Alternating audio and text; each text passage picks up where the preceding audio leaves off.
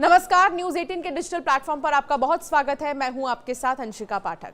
रूस यूक्रेन के बीच का मामला सुलझने की बजाय और उलझता जा रहा है। अब रूसी अधिकारियों ने दावा यह किया है कि उन्होंने मंगलवार देर रात और बुधवार की सुबह एक बड़े यूक्रेनी ड्रोन हमले का मुकाबला किया। इसकी वजह से कम 2 मॉस्को हवाई अड्डों को उन्होंने निलंबित करने के लिए मजबूर होना पड़ा।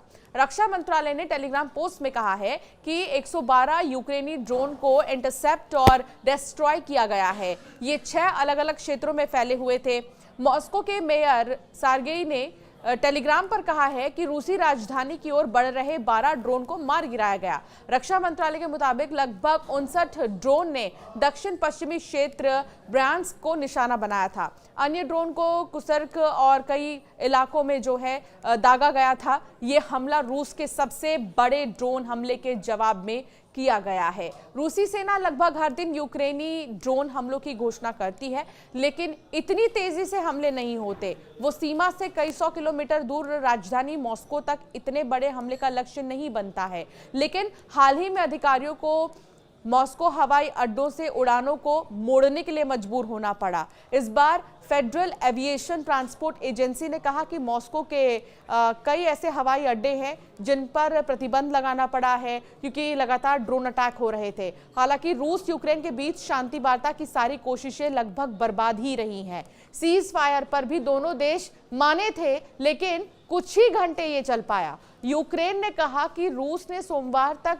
3 दिनों में 900 से ज्यादा ड्रोन लॉन्च किए। रविवार को हुए हमलों में 13 नागरिक मारे गए, जिनमें 3 बच्चे भी शामिल थे। इस पूरे मामले में अमेरिकी राष्ट्रपति ने कई बार कोशिश की, लेकिन पुतिन के आगे उनकी एक नहीं चली। ना तो बात शांति वार्ता पर बनी और ना ही सीज फायर पर। ऐसे में डोनाल्ड ट्रंप ने अब रूस पर और प्रतिबंध लगाने और यूक्रेन को हमले में छूट देने के बारे में भी धमकी दी है। हालांकि इस पर अब तक कोई कार्रवाई नहीं हुई, लेकिन अगर ऐसा हुआ, ये युद्ध और भीषण रूप ले सकता है। अमेरिकी राष्ट्रपति डोनाल्ड ट्रंप ने रूस यूक्रेन युद्ध के बीच रूसी राष्ट्रपति व्लादिमीर पुतिन पर तीखी प्रतिक्रिया की है। उन्होंने तीखा हमला बोला है। ट्रंप ने ट्रुथ सोशल पर एक पोस्ट के जरिए पुतिन को चेतावनी दी और कहा कि वो आग से खेल रहे हैं और अगर वो नहीं होते तो रूस में अब तक बहुत बुरी चीजें हो चुकी होती। यूक्रेन पर रूस के ताजा हमलों के बाद ट्रंप ने कहा कि व्लादिमीर पुतिन को यह एहसास नहीं है कि अगर मैं नहीं होता तो रूस में बहुत बुरी चीजें पहले ही हो चुकी होती। वो आग से खेल रहे हैं। ट्रंप ने आगे कहा है कि पुतिन यूक्रेन में बेवजह लोगों की जान ले रहे हैं। वो सिर्फ सैनिकों की बात नहीं कर रहे हैं, आम नागरिक की भी बात कर रहे हैं। आम नागरिक भी निशाने पर है।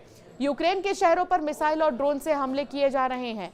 पुतिन यूक्रेन का केवल एक हिस्सा नहीं बल्कि पूरा देश चाहते हैं और अगर वो ऐसा करते हैं तो ये रूस के पतन का कारण बनेगा।